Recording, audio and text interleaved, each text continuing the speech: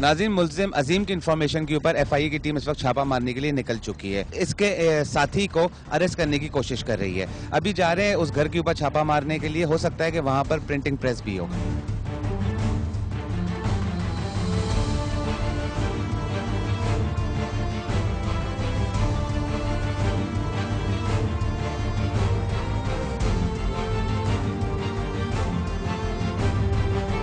इस वक्त हम अमीन के घर के अंदर एंटर हो चुके हैं। ये वो पेपर्स हैं जो अलग अलग डिग्रीज के लिए यूज होते हैं। इनसे जो है वो करेंसी नोट भी बनाए जा सकते हैं। अच्छा, इसके अलावा मैं आपको वो डिग्रीज दिखाऊं। ये डिग्रीज हैं। ये सारी डिग्रीज इनके घर से निकली हैं जो ये अमीन बनाते थे। ये सारी इलीगल डिग्रीज हैं और ये डिग्रियां जो हैं ये खाली हैं, भरी हुई नहीं है, बनाई जाएंगी, भरे जाएंगे। सर्टिफिकेट है Sindh Board of Technical Education के। लिखने का एक्सपर्ट था, इसके पास ये पेन होते थे, चीज़ें होती थी जिनके ज़रिए इन टूल्स की मदद से ये अच्छे तरीके से लिख लेता है। ये स्पेशल पेन आते हैं, इसके स्पेशल चीज़ें हैं, कैंची वगैरह है, सामान है इसका, जिससे ये डिग्रियां वगैरह लिख लेता है और बना लेता है। अजीम के पास से जो चीज़ें रिकवर हुई हैं उसकी जस्टिफिकेशन चाहिए थी कि प्रिंटिंग प्रेस का है और ये कहाँ से बंदा लेकर आता है। तो अजीम इसके घर पे लेकर आया तो उसके घर के पास से भी वो इंक्रिमिनेटिंग डॉक्यूमेंट्स रिकवर हुए हैं। डिग्रियाँ, मार्कशीटें, तमाम चीज़ें सामने हैं। ये डीसीओ ऑफिस के हैं जो आर्म लाइसेंस होते हैं।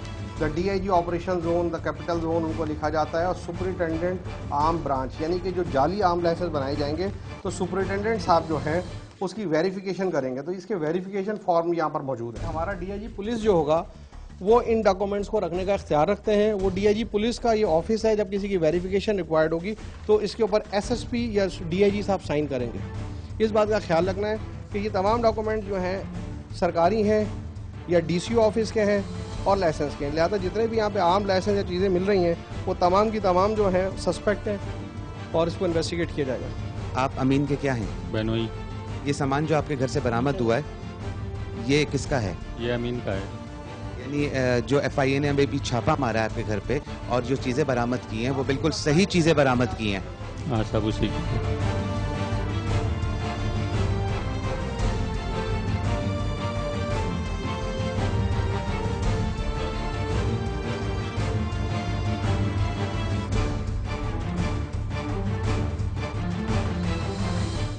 नाज़रीन, इस वक्त हम लोग मौजूद हैं Akbar Baloch, deputy director crime circle FIA के ऑफिस में। आइए इनसे पता करते हैं कि ऐसे मुल्जिमान क्या अकेले इस तरह के फ्रॉड करते हैं या ये किसी रैकेट का हिस्सा होते हैं।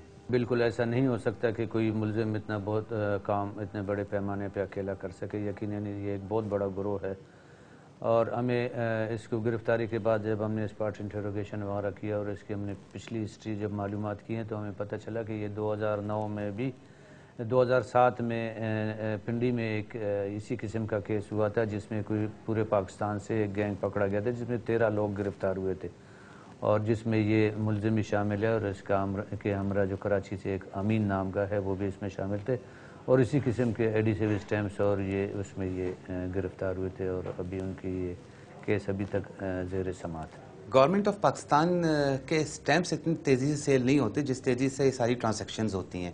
तो गवर्नमेंट क्या किसी तरह से पता नहीं कर सकती कि हमारे इतने स्टैम्प सेल नहीं हो रहे हैं जितने डॉक्यूमेंट्स उनके पास रिसीव हो रहे हैं? ये चूँकि बहुत सारे इसमें डिपार्टमेंट्स इन्वॉल्व होते हैं और ये एक दूसरे के साथ इनका आपस में लिंक नहीं होता है। जिस तरह अगर प्रॉपर्टी के आप लीजिए कि अगर जितने प्रॉपर्टी रजिस्टर होते हैं रजिस्ट्रार ऑफिस में, अगर उनके लिंक फेडरल गवर्नमेंट के ऑफिस में हो जहाँ से ये इशू होते हैं या नेशनल बैंक ऑफ पाकिस्तान के साथ उनका कोई लिंक होगी जी आज हमारे इतने स्टैम्प इशू हुए हैं और इसके अगेंस्ट हमने इतने इस्तेमाल कर लिए, तो ये इजीली एक दूसरे के साथ अकाउंट फॉर होते हैं। लेकिन इस तरह के आपस का कोई कोऑर्डिनेशन नहीं है जिसकी वजह से ये मालूमात बर वक्त एक दूसरे को नहीं पहुँचती।